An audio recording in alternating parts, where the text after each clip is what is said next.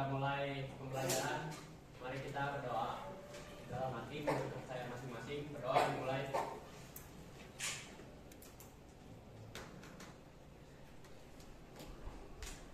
Berdoa selesai. Beri salam. Assalamualaikum warahmatullahi wabarakatuh. Waalaikumsalam warahmatullahi wabarakatuh. Nah, sehat kalian semua? Alhamdulillah. Ya, baik. Terima kasih atas kehadirannya hari ini ya. Pasti semua orang punya cerita untuk sampai ke 23 dan kita semua sekarang diberikan kesempatan untuk belajar bersama-sama ya. Baik, untuk mengecek dulu ya, biar kehadiran kalian itu memberikan makna. Bapak absen satu-satu ya. Pada saat dipanggil namanya, kalau memang lengkap penampilannya bilang lengkap ya. Jujur aja nggak apa-apa. Kalau belum lengkap bilang belum Pak, saya belum beli bed, nggak apa-apa. Ya, tapi minimal kita semua sudah diingatkan ya. Bisa ya? Alhamdulillah. Anak-anak hebat ya. Nah, pakai kacamata.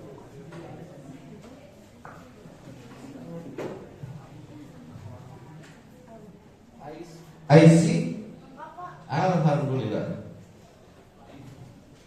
Alia. Alhamdulillah.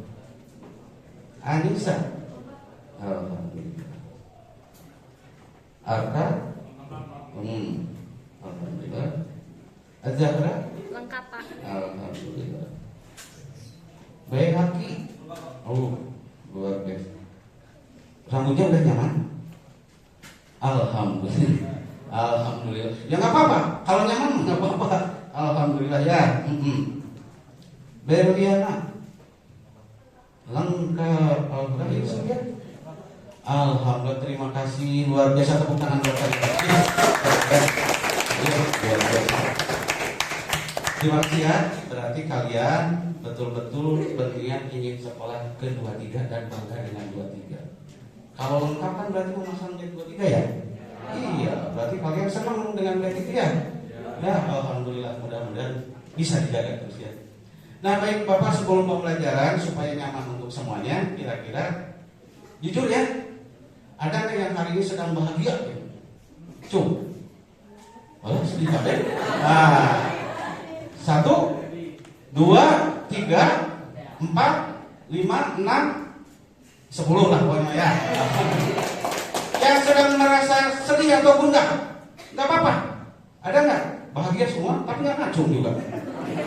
Ya, sedih. Ya, oke. Kalau yang biasa-biasa nggak usah ditanya ya. Dia ini sedang ngantuk mungkin ya, tapi nggak apa-apa. Nah sekarang minta satu orang yang sedang bahagia, bahagianya kira-kira karena apa? Nggak apa-apa. Bahagia, nggak apa-apa. Belajar ngomong kan Bapak sering ngomong. Ya, sok siapa? Nah, sok.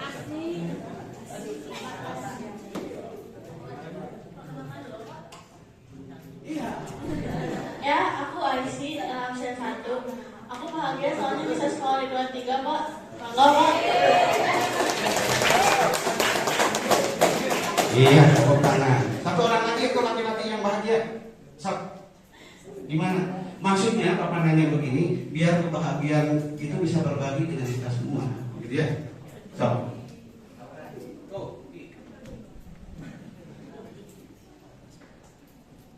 Aku bahagia Sohobi absen. Aku bahagia karena Hari ini ya, bahagia kenapa? alhamdulillahnya karena masih bisa diberikan kesempatan untuk beribadah kepada Allah SWT.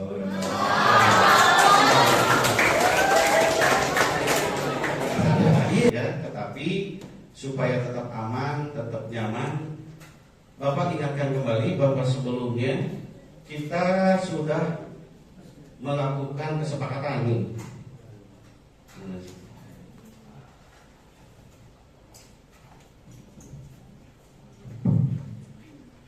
Nah, ini untuk kesepakatan kelas, artinya untuk menjaga kenyamanan belajar. Bukan saat belajar ya, tapi ini kenyamanan lingkungan belajar ini. Kemarin kesepakatannya hanya ini 6. Setelah berjalan, apakah ini masih relevan atau masih harus diperbaiki, ditambah, dikurangi, terserah. Silakan, yang penting kalian yakini bahwa dengan konsensus, dengan kesepakatan bersama bisa membuat suasana lebih baik dalam pembelajaran. Sok, silakan. Nomor 1 masih relevan? Masih. Kedua? Masih. Ketiga? Masih. Keempat? Masih. Kelima? 6? Alhamdulillah. Ada yang mau ditambahkan? Barangkali ada kejadian tiba-tiba yang memang dibutuhkan. Cukup? Terserah, ini Bapak kan ngasih tahu. Bukan Bapak yang nah, biar sok. Kalau memang kan namanya hidup itu setiap waktu mengalami perubahan. Yang tadinya belum pernah kita pikirkan tiba-tiba muncul dan itu menjadi penghambat. Kenapa tidak dibicarakan saja hari ini? Ya. Jadi kedepannya kita terus berupaya untuk menjadi yang baik, lebih baik, lebih baik, lebih baik terus. Tidak ada benar? Alhamdulillah. Berarti sepakat ya, pada saat menjaga lingkungan kelas kalian komitmennya ini yang dipegang. Dan kalau ada yang melanggar, sebelumnya apa katanya? Presentasi. Iya, materi fisika sebelumnya yang sudah diajarkan. Alhamdulillah sampai saat ini mungkin ada yang melanggar, padahal dokter ingin ada yang presentasi. Kalian ya udah, sip ya. Dah sepakat ini ya. Dah simpan. Nah ini kesepakatan kelasnya seperti ini. Sekarang kita masuk ke pembelajarannya, kemampuan kalian mau. Tapi dengan diskusi kelompok kemarin, kemudian presentasi, ada masukan saran, mudah-mudahan semakin memberikan pemahaman. Toh kalaupun belum ada pemahaman, nanti Bapak di ujung akan menguatkan tentang materi ini ya. Nah ini tujuan pembelajarannya sebagaimana yang sudah pernah disampaikan.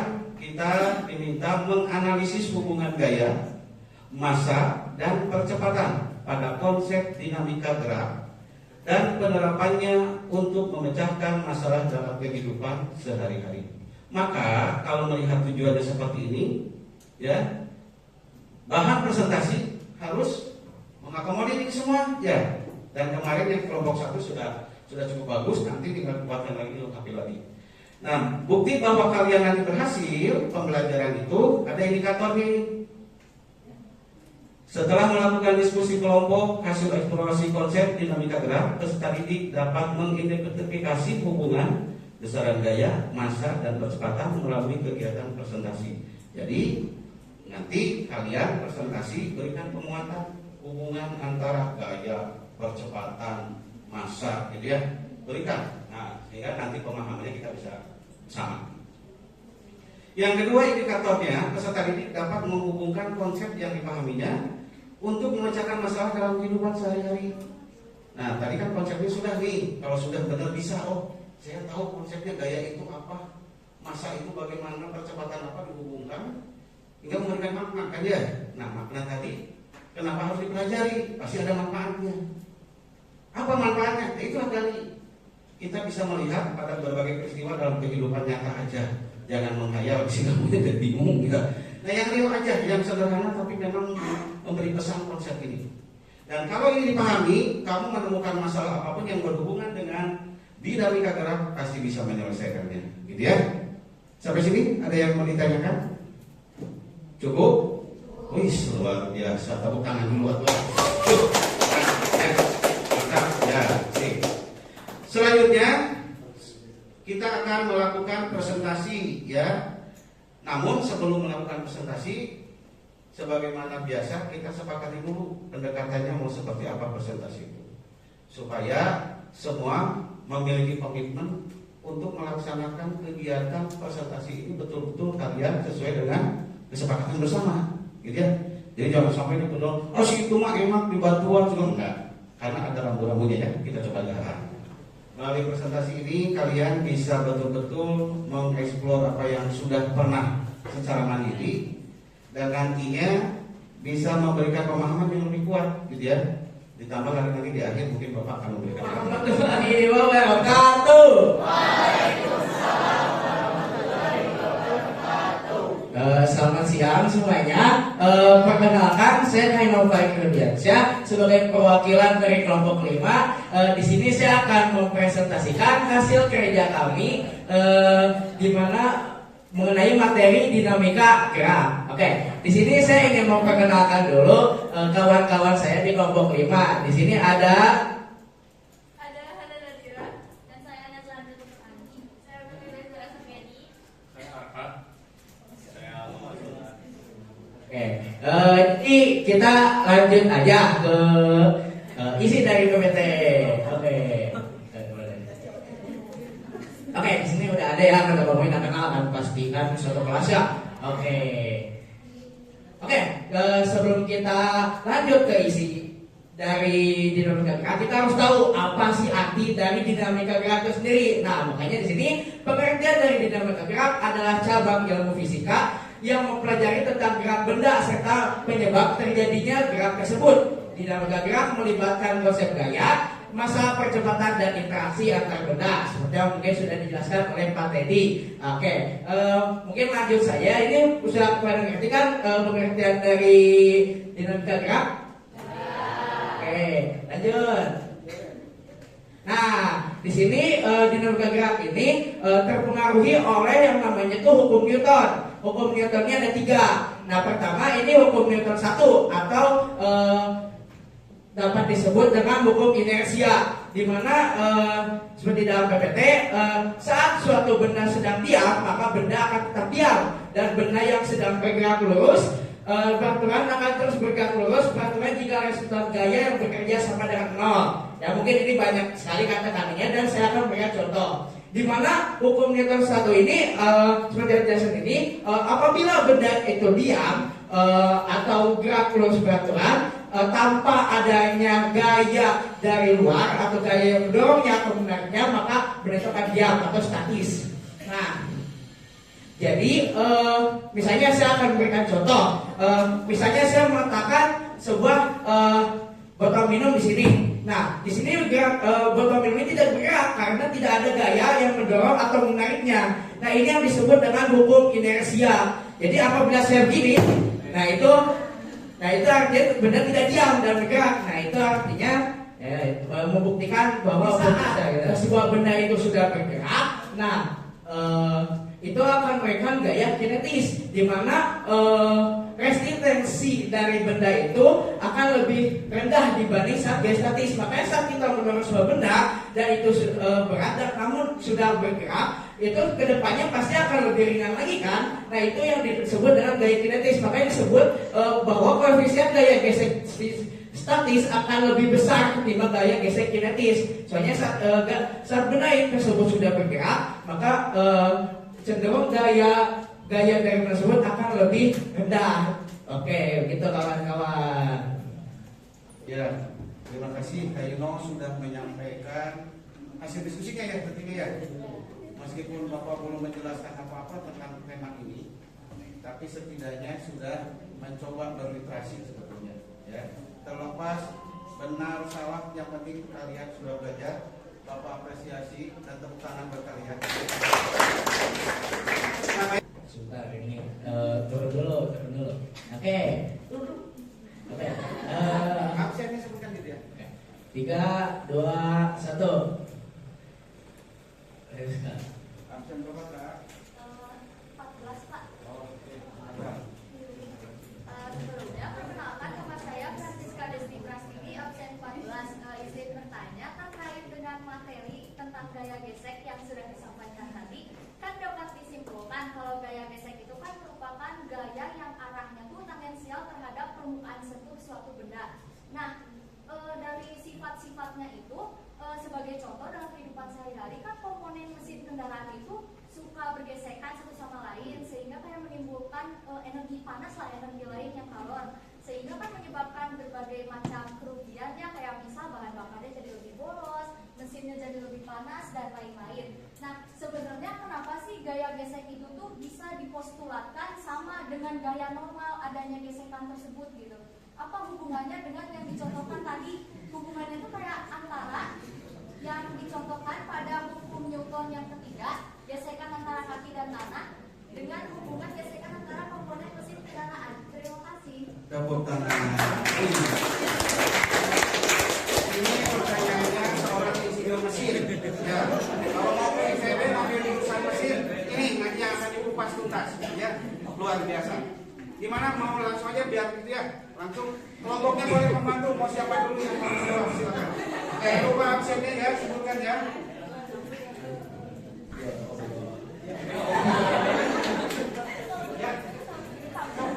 Mau ditampung aja, nanti waktunya sayang. Ya, Oke, jadi Bapak dikuatkan dengan secara logika aja dari aku, jadi kalau benar salahnya maafkan ya Pak ya. Karena tadi pertanyaannya cukup bagus sekali ya. Jadi dari hubungan dari gaya hukum Newton 3 dengan gaya gesek tadi, misalnya di mana kan gaya hukum Newton 3 ini menjelaskan aksi dan reaksi. Nah, di mana oke, aku bingung sekarang. Di mana secara logika mungkin apabila mengambil dari tadi mobil, kan mobil tuh mesin ya, yang dimana itu dapat menyebabkan sebuah gaya gesek di mana saat mengerem kan. Nah, di mana di sini hubungannya ya kan kadang mobil tuh bergerak. Nah, di mana ya apabila ingin mobil itu berhenti bergerak, maka kita harus mengerem, dan rem ini membuat sebuah gaya gesek, di mana gaya gesek ini menyebabkan seperti yang disebut tadi kalor dan ini. Dan mengapa ini dapat menggunakan bayangan yang kurang tepat, karena untuk mengerem ini butuh banyak gaya yang diberikan oleh mobil tersebut. Oke, gimana Kak? Nah, apa coba jawabannya? Karena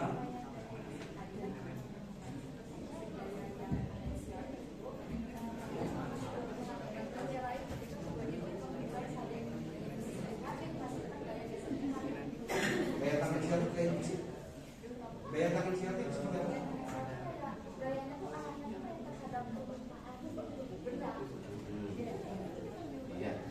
Yang lain ada yang mau membantu menambahkan? Udah bagus ya. Tepuk tangan dulu. Ada yang mau menambahkan? Ada? Nah, coba tangannya buka dua-duanya. Coba. Tangan. Tempelkan. Gesek. Antara asal gesek dengan ditekan sambil digesek sama nggak? Beda. Bedanya apa? Ayo. Lebih panas yang mana? Kenapa itu? Ada gaya tekan, berarti kan di situ. Gaya normal itu muncul ketika berat benda itu menekan permukaan, maka permukaan itu melawan. Tapi ketika permukaan itu tenaganya lebih kecil dari benda yang menekan ke bawah, itulah yang disebut dengan medianya Makanya kursi pun dibuat seperti itu. Antara beban yang harus diterima dengan dari gravitasi dengan nanti yang dihasilkan dari kursi gaya normalnya itu kalau seimbang, kursi akan nyaman-nyaman saja. Sama juga dengan gesekan tadi. Ketika ngomong gesekan, coba lihat. Kan Bapak bilang, sok sepatu kalian ada yang licin di bawahnya? Semua sempurna? Yakin jalan kaki maju, gitu. Apalagi lantainya licin, nggak saya ngumbak dirinya.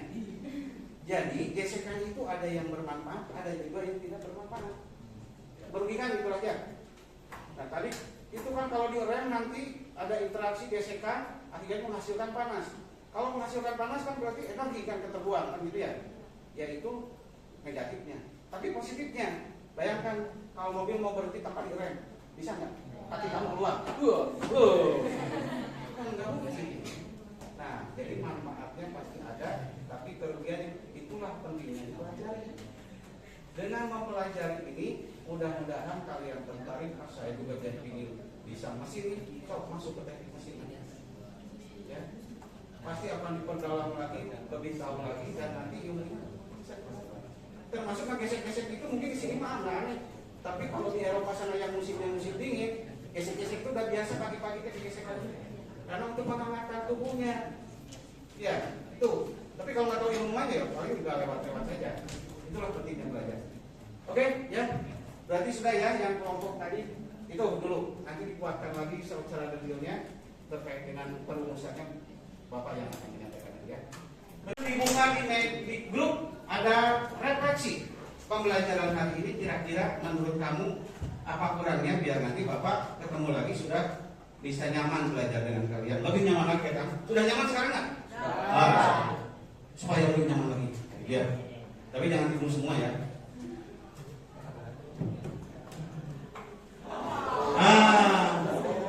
Ini aja tinggal diklik di sini, isi aja, udah.